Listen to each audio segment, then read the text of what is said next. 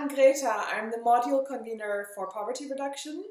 I'm one of the newest staff members of CeDEP. So I thought I'd use this opportunity to talk about what we can learn from business history research, given that this was the topic of my PhD, which I recently finished. So my PhD was on Indonesian small and medium enterprise development since roughly the late 1960s. And I started this topic because I was initially interested in industrial policy, the Asian miracle, tiger economies, but then I started discovering questions like how does this affect the economy at large, how does the average person participate in this process, do they participate in it at all, given that we know a lot about large enterprises and conglomerates, but what we generally don't really talk about the average firm, small and medium enterprises, and do they change? Are they part of this industrial transformation and on this path towards economic development? So in my first paper, which is now a couple of weeks away from journal submission, which is very exciting, in the life of a young academic, I look at the fact that one of the features of the East Asian model is the principle of shared growth, which included various reforms, including small and medium enterprise targeted support policies, and in the case of Indonesia, Suharto's New Order government, which was in place between 1966 and when it was toppled, and Suharto finally stepped down in 1998, which restructured the economy along similar lines, which included strengthening small business to promote income equality.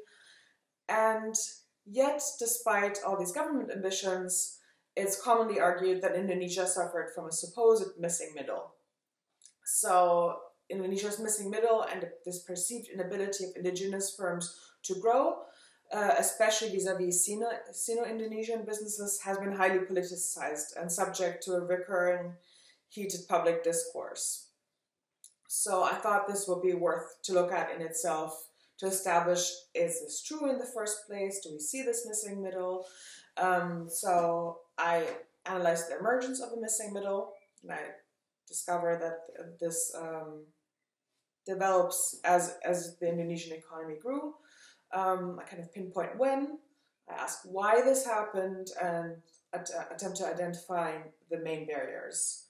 So in the case of Indonesia, what this business history research revealed is that there was a shift in firm size distribution, as I would have expected.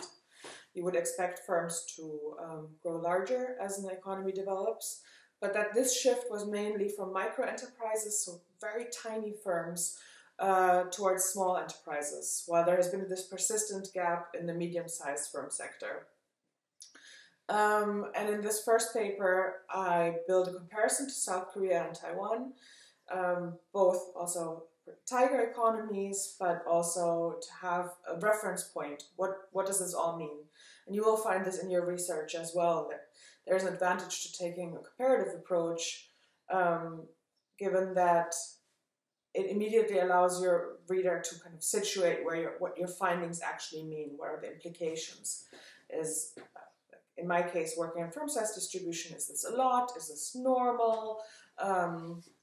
Is this a part of the regular development trajectory? And in my case, this comparison shows that this missing middle that I find in Indonesia cannot be explained by Indonesia's stage of economic development. And rather, what I find is part of my analysis, where I look at the value added per worker, I find extremely low value added per worker and micro enterprises and small firms, which I say is indicative of a dual economy model. Dual economy model is something you'll learn if you choose to do your master's with us at CeDEP. So this is kind of a bit of an insight of what I'm currently doing. This is my main project.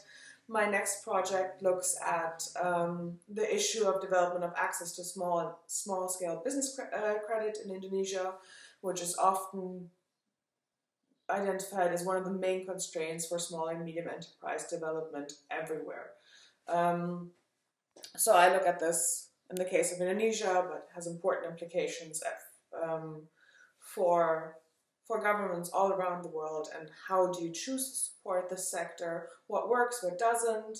In Indonesia, for example, you see quite a lot of investment into to subsidized SME credit schemes, which I find don't work very well, if at all, given that they tend to lack the incentive structure for customers to repay and for banks to collect on bad debt.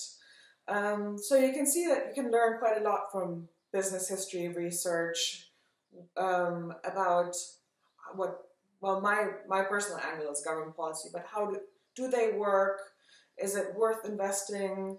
Often there's a huge discrepancy between the ambitious goals and what you then actually see implemented in the field. And that is an observation you'll probably make in very many areas and fields far away from business history research, if that is not your thing.